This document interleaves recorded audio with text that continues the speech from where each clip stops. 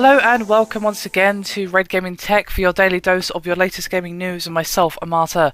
Today is the 20th of November and this time I have some news for you from Sony and the PS4 and some good news for any of you who have been unlucky enough to have received one of the consoles suffering problems.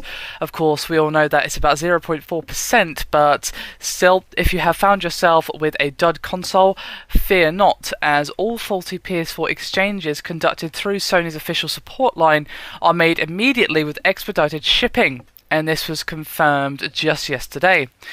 Now, the company has said that less than 1% of all systems are suffering from the so-called blue light of death or other issues which render them unusable.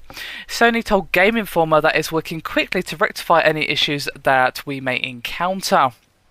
Now, that's good news, for anyone who may have difficulty exchanging the systems at retail, where of course the PS4 is extremely hard to get hold of and has basically turned into gold dust with extremely high demand, making it pretty much impossible, unless you're extremely lucky, to just go back to the store which you purchased it from and just exchange it through them, of course. So Sony Computer Entertainment CEO Andrew House believes that the PS4 will be back in good supply throughout the holiday season.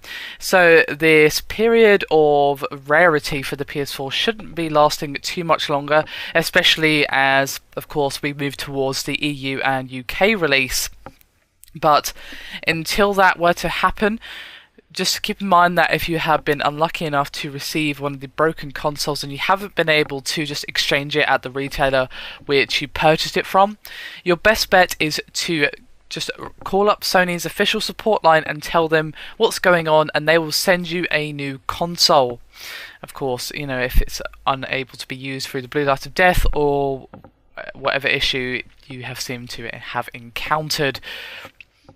So, as I said before, it's a real shame that Sony is suffering these problems, but I'm just crossing my fingers and hope that these numbers don't keep increasing. Of course, it is about 0.4% at the moment of all consoles sold, but that still equals about 4,000 consoles that could potentially be faulty. Of course, you know, percentages and statistics are not an exact science, so it doesn't necessarily equate to that, but it's roughly 4,000.